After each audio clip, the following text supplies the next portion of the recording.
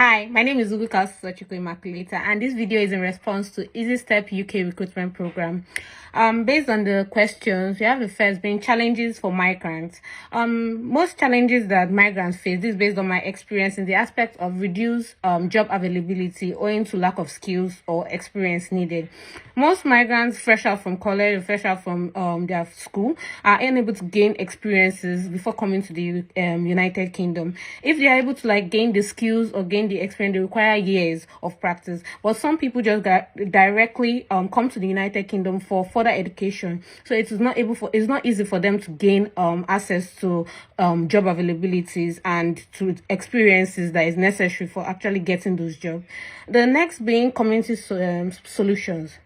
Now, if I could design one project for the community, it would be a hands-on training center where youths can come to develop skills or develop necessary experience with certificates being given out, so to be able to help them in their future future career aspects.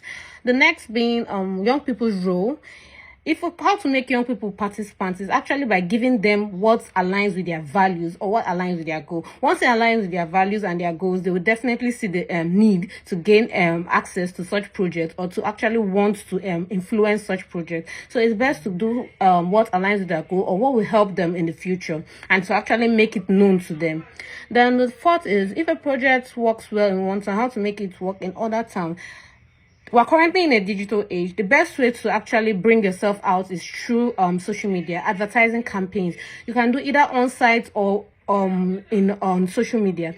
On-site, you can use aspects of busy towns, busy cities to set up a small stall to show the project, the benefits, and everything that needs to be done in the project. This will allow people to actually know, and not just that, you can also go to schools, go to community centers, go to local areas where you'll be able to show all those people the benefits of your program and the project that is the project that you're trying to propose to them. The next being if you could measure a community project as successful, the best way to measure it is through the level of engagement. Once people are engaging, people are getting good positive reviews from the project. Once you're able to see people leaving and people coming, you will to know that yes, this project is actually very successful. You can even be on a weekly basis, you do a kind of feedback to be able to know how you can improve and how you can actually develop the project further, or if it is satisfactory for the people that are actually participating in the project. The next being after a project finishes, how will you keep people motivated?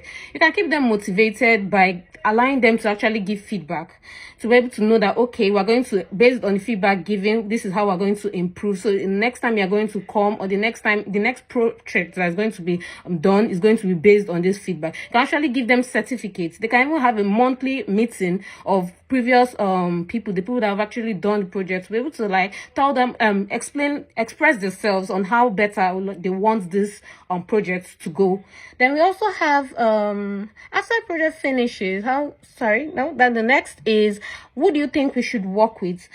Basically, my advice is that it's best not to limit your partners. If you limit your partners, you will not be able to gain access to more people or more individuals that can actually come into the project. However, you can actually start from a step. The first step could be, since it is my project is based on hands-on training center, I will advise you go for the schools first. We have the schools, then you can actually move to businesses, because some businesses actually require people's skills and people's experiences. Those businesses can actually even help and gain all the people people from schools to actually come into their businesses. So if you interact with both sides, it will actually help. Then we can also go into the local groups. The local groups can help to be able to connect people together, so to bring them together to be able to improve that project. Then we have the next being,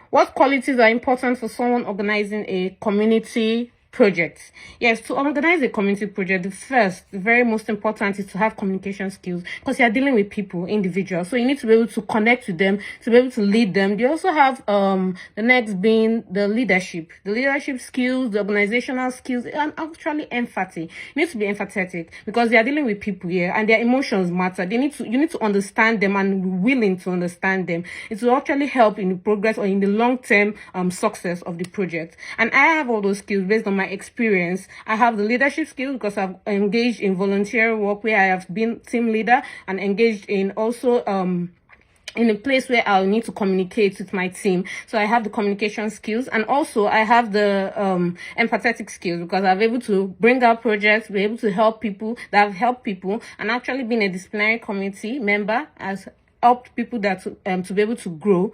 And there's also the second to the last, which if you imagine promoting a community project on TikTok, YouTube, or Instagram, the best to promote any community video is through a clean video. Currently there are a lot of short attention span individuals that just love to actually understand project or understand something in a click of 1 minute, 30 seconds, 8 seconds even. So it's best to actually have a clean video showing your benefits, going straight to the point with necessary effects that is needed, and that's the best way. Then the last thought is, if I could make UK better for immigrants, the best for young people, what would it be? It would be able to create accessible opportunities at little to no cost for those individuals, because some people do not have the amount or the money to be able to engage in all these projects. So it's best to actually reduce the cost so that it will help people, especially for those who have exchange rate difference, because some might actually be rich in their country, but when you come to this country, the exchange rate difference may actually make things not so easy for you any longer. So it's best to actually help them integrate more easily into the community. Thank you very much.